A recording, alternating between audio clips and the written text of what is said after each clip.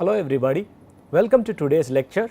We will be continuing to discuss material balances for single unit operations with a single reaction. Until now we have solved example problems where the chemistry of the reaction happening has actually been explicitly given in the form of a traditional chemical equation. So we have used the stoichiometry directly. Today we will see an example problem where the reaction is not given explicitly, however the information regarding the stoichiometry can be obtained based on the different information that has been given in the problem. So here is the example problem. You want to design a hollow fiber membrane device to be used as an artificial liver to bridge a patient from liver failure to transplantation. Determine the concentration of bilirubin with a molecular weight of 474 Dalton and albumin with a molecular weight of 66 kilodalton in the filtrate flowing out of the device into the patient. Blood flows into the device at 150 ml per minute and filtrate flows out at 220 ml per minute. The volume of the device is 500 milliliters. The entering bilirubin concentration is 10 micrograms per ml and its fractional conversion in the device is 83.4%. The entering serum albumin concentration is 2 micrograms per ml and its rate of production by the hepatocytes is in the device is 5 grams per day. You can assume that the density of blood is 1 gram per ml. So this is an artificial liver device. So you can look at the device and try to understand how this system is. So you actually have multiple tubes which are present inside the hollow membrane. So each of these tubes are the ones where you have the blood flowing. So inside this tube these tubes you would have the blood flowing and there are cultured cells in the gaps between this. So these gaps are actually filled with cultured cells which are the hepatocytes in this case. Hepatocytes are nothing but liver cells. So these liver cells can process the blood to make sure that the blood becomes free of contaminants and toxins. So what is being done here is instead of having your natural liver which would regularly perform this, you are having this device which is an extracorporeal device. So blood from the patient is taken and it is allowed to flow through these hollow fiber membranes. It flows into these tubes which are given here.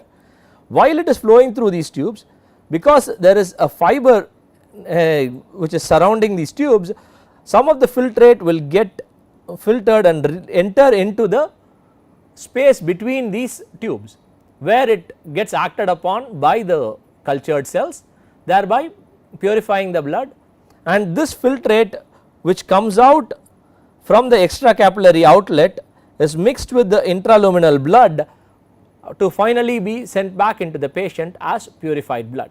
Now to understand this in a simpler block diagram, we can draw it this way. So we have blood which is coming from the patient at 150 ml per minute and this enters into the artificial liver device and we have two outlets. The first one is the filtrate which is leaving at 20 ml per minute and you have the other outlet which is the intraluminal blood leaving the artificial liver device. So this blood and the filtrate are mixed together to finally form the blood which is entering into the patient. Now here for this problem the chemical reaction which is happening is not been explicitly given. However, we can use the data given for generation and consumption and calculate material balances. So let us start solving this problem. Just like any material balance problem, we first need to identify the basis. Based on the information given in the problem, the basis would be 150 ml per minute of blood entering the system. So we write down the basis as 150 ml per minute of blood which is entering the system. So this is also equal to 150 grams per minute of blood because it has been given that the density of blood is 1 gram per ml. So now for performing the calculations we have to make certain assumptions.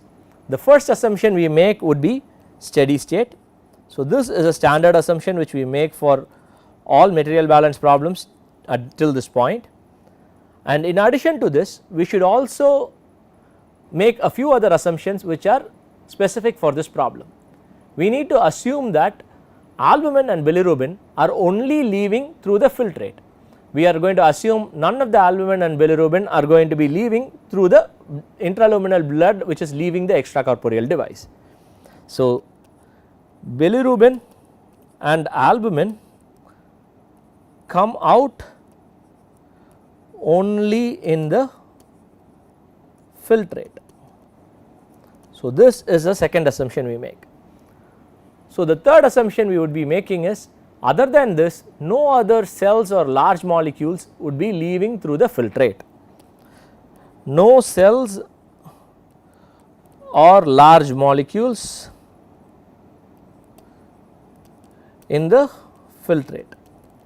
These assumptions are essential for performing our calculations. So, now that we have the system and we have all the information, we can start writing the balances. The total balance would not be of much value to start with. So, because of that we will start with the component balances. So, in this case we will first start with the bilirubin balance.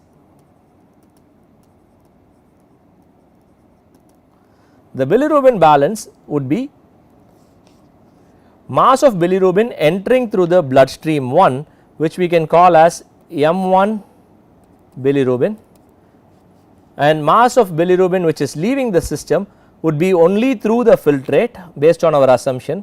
So, we will have this as M2 bilirubin, and in addition to this, bilirubin is being consumed in the system when this liquid is being exposed to the hepatocytes. So, we would have a material balance as input minus output plus generation minus consumption equals accumulation. At steady state there is no accumulation. So, this bilirubin is not being generated by the system. So, generation goes to 0.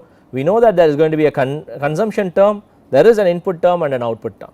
So, based on this we can write the bilirubin balance as M1 bilirubin would be equal to M2 bilirubin plus consumption of bilirubin. So, it has been told that the conversion of bilirubin in the device is 83.4%.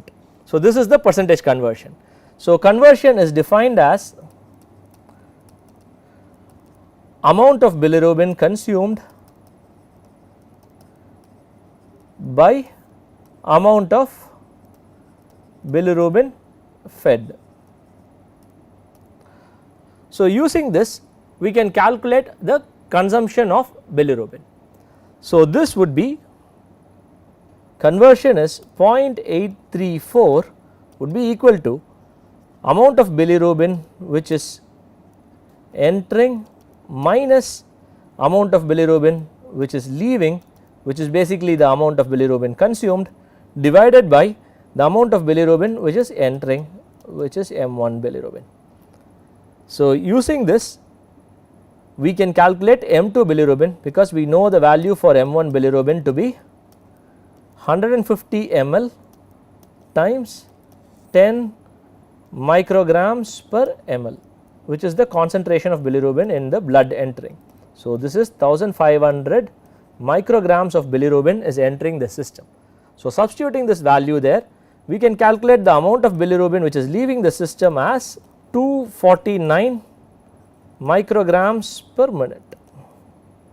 So, this would be ml per minute, I am sorry, this would be ml per minute and this is microgram per minute. And with this we have the amount of bilirubin which is leaving the system. So, now that we have the amount of bilirubin, we have to calculate the concentration of bilirubin which has been coming out through the filtrate and the concentration of bilirubin in the blood which is entering the patient. So, we know that 20 ml per minute of filtrate is leaving the system, which means the rest 130 ml would be coming out through the bloodstream. So, the total amount of blood which would be entering the patient would still be the same. Assuming the total mass balance, we would have to assume the total blood leaving the system would still be 150 grams per minute, which is 150 ml per minute. So, based on that we can calculate the concentration of bilirubin in filtrate as 249 micrograms per minute divided by 20 ml per minute, giving you a concentration of 12.45 micrograms per ml. So, the concentration of bilirubin which is entering the patient, in blood entering the patient, would be the same amount, 249 micrograms per minute divided by 150 ml per minute, giving you a concentration of 1.66 micrograms per ml. So, this would be the concentration of bilirubin which is entering the patient. Now, we need to perform these calculations for estimating the concentration of albumin. For this, we would have to perform albumin balance. Let us start with the albumin balance here. Albumin balance would again have the same terms, which would be input minus output plus generation minus consumption equals accumulation. At steady state, there is going to be no accumulation. Albumin is not consumed in the reaction, but it is being generated at a rate of 5 grams per day. So, there is no consumption. However, there will be an output and a generation term, and there is also going to be an input term. Okay. So, with that, to calculate the output of albumin, we will need to know the input plus generation terms. The input term, we will call this as M1 albumin. M1 albumin is known to be 2 micrograms per ml concentration coming in. So, 150 ml per minute times 2 micrograms per ml gives you a concentration, gives you an amount as 300 micrograms per minute. So, 300 micrograms per minute of albumin is entering into the artificial liver device. So, the generation term can be calculated as 5 grams per day given to you in the problem. This needs to be converted to micrograms per minute. So, how do we do that? So, we have to convert the generation term which has been given in 5 grams per day to micrograms per minute. So, how do we do that? 5 grams per day needs to be converted to micrograms per minute. So, 1 gram contains 10 power 6 micrograms, 10 power 6 micrograms per gram times 1 day basically contains 24 hours and 1 hour contains 60 minutes. So, cancelling out the days, cancelling out the grams and the hours, we end up with micrograms per minute, and when we calculate this, the value would be generation equals 3.472 times 10 power 3 micrograms per minute. So, now we have the generation and the input term. So, we can calculate the output term in the filtrate, which we would call as M2 dot albumin. So, M2 dot albumin would be equal to input plus generation, which is 300 plus 3.472 times 10 power 3, giving you a value of 3.772 times 10 power 3 micrograms per minute.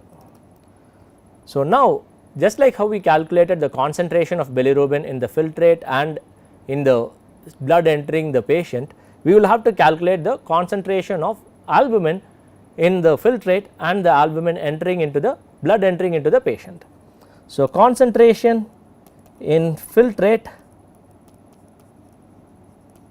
so this is albumin concentration in the filtrate would be 3.772 times 10 power 3 divided by 20, giving you a value of 188.6 micrograms per ml. Albumin concentration in blood entering the patient, would be 3.772 times 10 power 3 divided by 150, which is equal to 25.15 micrograms per ml. So, with this we have calculated all the concentrations that have been asked for. As you saw here, we have not used the traditional stoichiometric equations. However, the consumption and generation terms which were given in terms of fractional conversion and generation of some protein in grams per day have been used to perform the material balances. So, this is another type of a problem which you would face in many cases, especially in biological reactions, where reactions are not very straightforward, where you do not have the stoichiometry. However, you might have information on what is being produced at what rate and what is being consumed at what rate. So, using this we can still perform material balance calculations as we have demonstrated here. So, with this we will come to a closure for performing material balances for single unit systems with a single reaction happening. So, we will move on to performing material balances for systems which have multiple reactions. If you remember, when we discussed the fundamentals for in reaction systems, we talked about terminologies associated with multi reaction processes. We will try to apply them to perform material balances in the next lecture. Thank you.